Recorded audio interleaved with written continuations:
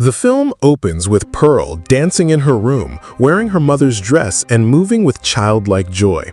But the moment is cut short when her strict, no-nonsense mother storms in, furious. She scolds Pearl, telling her to take the dress off immediately and do what she promised, feed the animals. Pearl might seem like a sweet and lively girl on the outside, but that illusion fades fast. She picks up a pitchfork and locks eyes with a white duck nearby. With no hesitation, she brutally kills the duck and carries it straight to the swamp, where she feeds it to her pet alligator, Theta. It's 1918. Pearl lives on a remote farm with her German immigrant parents. Her father is paralyzed and unable to speak, and Pearl is responsible for taking care of him.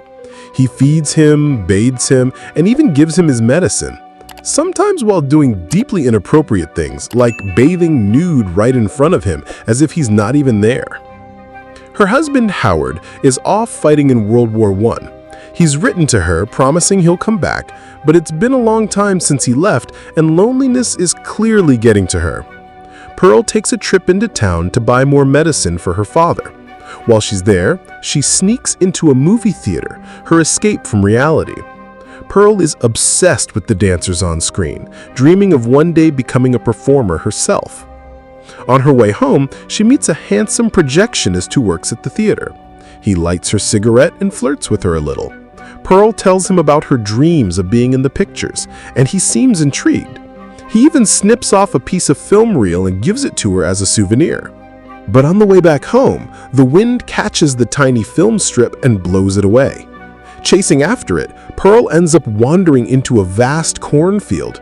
She doesn't find the film, but she does find a scarecrow perched high on a wooden post. Curious, she climbs up, pulls it down, and starts dancing with it, laughing, playing, and pretending it's her lover. Then things get unsettling. She kisses the scarecrow, and suddenly, in her mind, the face of the projectionist appears on it. Spooked, she whispers, "I'm married." But the moment quickly spirals into something darker.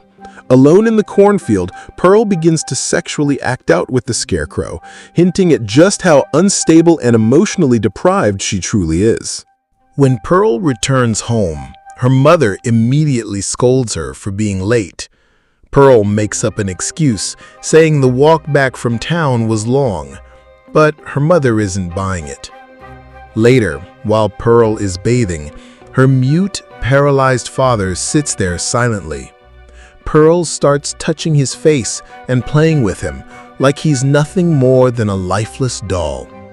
At dinner, her mother coldly asks, "What did you do with the money I gave you?" Pearl replies innocently, "I bought a lollipop."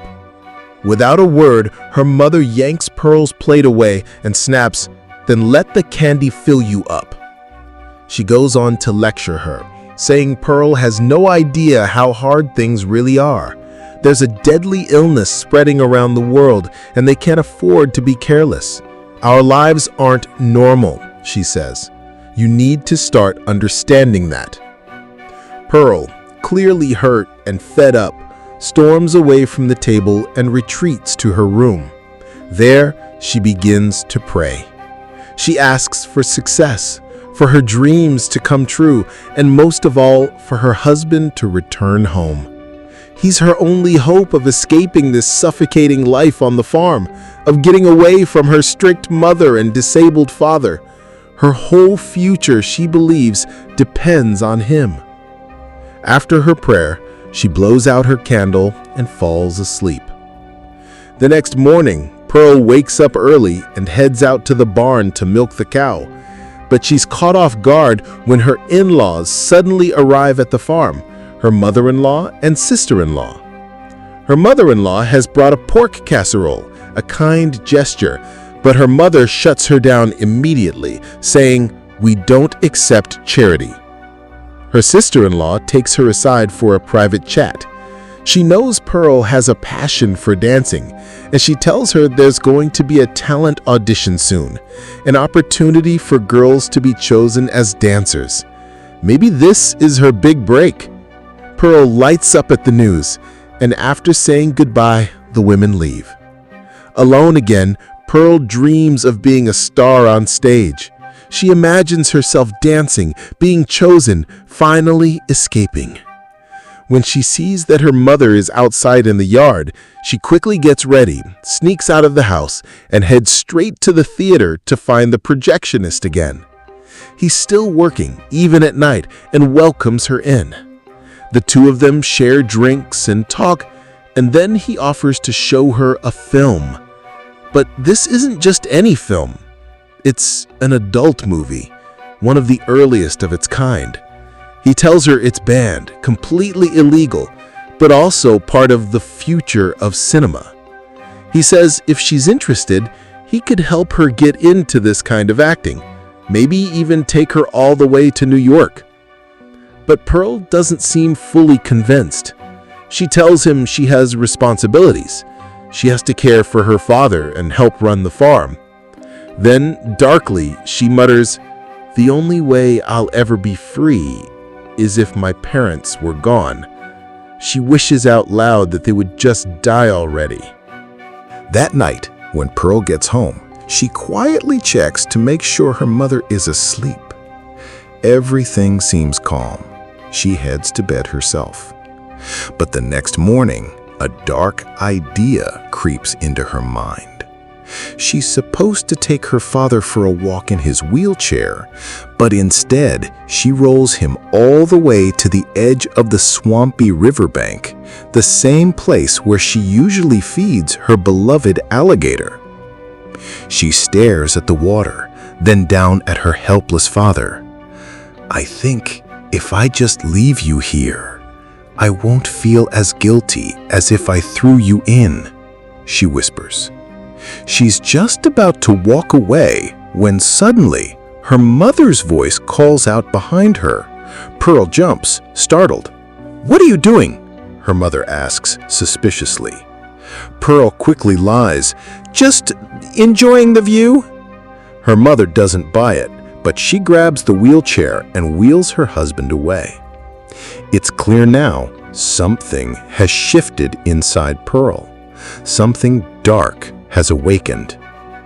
That night, over dinner again, the tension explodes. Her mother brings up Pearl's dreams, her desire to leave the farm and become a dancer. "You think you're better than us," she snaps. "I gave up my life for your father. I stayed. I endured everything." Suddenly, she loses control. She grabs the knife off the table, slams it down, and points it toward her father. "Is this what you want? Do you want him dead so you can be free? Should I do it for you?" She's shouting now, furious, and then she hits Pearl. But Pearl's had enough. All those years of being belittled, trapped, controlled. She finally snaps. She shoves her mother back right into the fireplace. Her clothes catch fire. Flames consume her as she screams in agony. Pearl panics, grabs water, tries to put the fire out, but it's too late. Her mother is horribly burned, barely alive. Still breathing, but just barely. Pearl drags her scorched, unconscious body down to the basement and leaves her there, tossed aside like a burden she never asked for. Then, soaked by the pouring rain outside, she runs through the night straight to the theater. She finds the projectionist, throws herself into his arms, and passionately makes love to him. That night, Pearl dreams of being a star. She's on stage, dancing with confidence, grace, beauty. Her parents are in the crowd watching proudly, but her mother's face is deformed, monstrous. She jolts awake, terrified. Trying to shake off the nightmare, she tells the man she needs to practice hard for the upcoming audition. He offers to drive her home. On the way, she sees a soldier walking by and freezes for a second. Was that her husband? When they arrive at the farm, Pearl quickly puts her father back in his room and gives him his medicine. But she doesn't introduce him to the projectionist. It's like she's hiding that part of her life, like she doesn't want her new boyfriend to see the prison she's actually trapped in. But then, things take a dark turn. The projectionist steps into the house uninvited, and Pearl has no choice but to introduce him to her father. The man greets him awkwardly, clearly confused by the father's condition and the eerie silence in the home. Later, back in Pearl's room, they begin kissing, but suddenly he hears a strange noise, something faint, almost like moaning. "What was that?" he asks, pausing. Pearl brushes it off quickly. "Probably just the dog," she says, forcing a smile. But we know what it really is. Her burned, half-dead mother, still alive in the basement. The man grows suspicious. He walks out to check and notices a single corn husk lying on the floor. He doesn't say anything, but something clearly doesn't feel right. Trying to play it cool, he agrees to go with Pearl to the barn. But once they get there, he suddenly says he has to leave, that he's got things to take care of.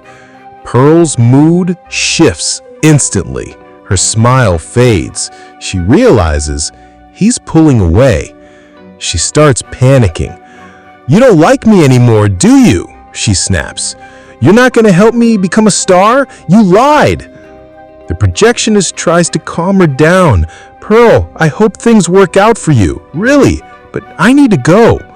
But she's already spiraling. As he turns to leave and heads for his car, Pearl storms after him. Before he can drive off, she grabs a pitchfork from the barn and viciously stabs him. Wounded, the man struggles to drive away, the car lurching forward for a few feet, but he doesn't get far. Pearl catches up, pulls him out of the car, and delivers one final, brutal strike with the pitchfork, killing him instantly. Her face is blank, almost peaceful, like she just took out the trash. Then, as if nothing happened, she goes back inside. She finds her mother still alive, barely breathing, body twisted and charred from the fire. Pearl looks at her with cold, emotionless eyes. "You make me sick when I look at you. You deserve to suffer." Her mother stares back, helpless. In another room, her father watches everything, his face frozen in horror. He knows. He finally understands what Pearl really is now, what she's become. Later, while bathing him, Pearl talks to him like nothing happened. But he's terrified, his breathing shallow, eyes wide with fear. "I wish you wouldn't look at me like that," Pearl says softly, almost tenderly, as if she's the victim in all this. But deep down, even she knows, it's too late. The next morning, Pearl gets dressed for her big audition. Wearing her finest dress, she proudly shows it to her paralyzed father, telling him that if she wins, she'll finally leave the farm for good. She leans down, kisses him one last time, then slowly picks up a pillowcase and smothers him to death. The bird in the cage watches, flapping in panic. It's done. Pearl has crossed the final line. She then loads the projectionist's body into his car and drives it straight into the swamp, feeding it to her beloved alligator. Cold, calculated, done. With that, she grabs her bike and rides to the audition. At the church, she finds her sister-in-law waiting. "I have to win," Pearl tells her. "If I do, I'll leave this place forever." Soon, her name is called. It's showtime. Pearl walks onto the stage, lights blaring, judges watching, music beginning. She starts dancing, a dramatic routine, mixing military poses and theatrical flair. Scenes of patriotic war footage play behind her. She's giving everything she's got. But the judges look unimpressed. Moments later, they shake their heads. It's a no. Pearl freezes. She can't believe it. In a trance, she stares at the judges, and suddenly, in her mind, they become all the people she's killed. her parents, the projectionist, even her husband. She begs them, pleads, insists she can do better, but they just move on. Pearl runs off stage in tears. Outside, her sister-in-law finds her sobbing. "Come on," she says kindly, "let's go home. I didn't get picked either." Back at the house, they see the rotted pig roast still sitting on the porch, now crawling with maggots. Inside, Pearl's sister-in-law tries to comfort her. "They were church judges, really strict. Don't worry, you've got talent, Pearl. You'll get your chance." Then, gently, she asks Pearl to open up. "Just imagine you're talking to Howard," she says. "Say what you feel." Pearl begins slowly, but then something breaks inside her. "I hated you," she whispered. "You were my only hope to get out, and you left me." She admits she hated the farm, her life, everything. And then she confesses. She killed her mother, then her father, and the projectionist too. All of it out loud, no shame, no guilt. Her sister-in-law is frozen in fear. She tries to smile. I should go. My mom's probably worried," she says nervously. As she gets up to leave, Pearl stops her. "Don't tell anyone what I said, okay?" And then, with a twisted tone, "It's fine. You don't have to lie. I know you got picked. You deserved it." The girl denies it at first, but then softly says, "I hope you'll still come see the show." Pearl stares blankly, then smiles. But it's not a real smile. It's a warning. The girl walks out the door, and Pearl grabs an axe. Terrified, her sister-in-law runs, but Pearl's faster. She chases her until finally the poor girl trips and Pearl catches up. Standing over her, Pearl raises the axe. "If I'm stuck in this life, I might as well make the most of it." And she brings the blade down. Later, Pearl drags her mother's charred body from the basement, brushes her hair, and props her at the dining table. She dumps the corpse of her sister-in-law into the swamp, feeding the alligator once again. And then she sets the table, places her parents' rotting bodies at their seats, with the spoiled pig roast in the middle. It's a grotesque dinner for three. Suddenly, military cars arrived. Her husband is home, back from war, excited to see her. But when he walks in, he stops dead. He sees the corpses, the food, the horror. And there's Pearl, standing in the hallway, smiling at him like nothing's wrong. A frozen, unblinking nightmare of a smile. Cut to black.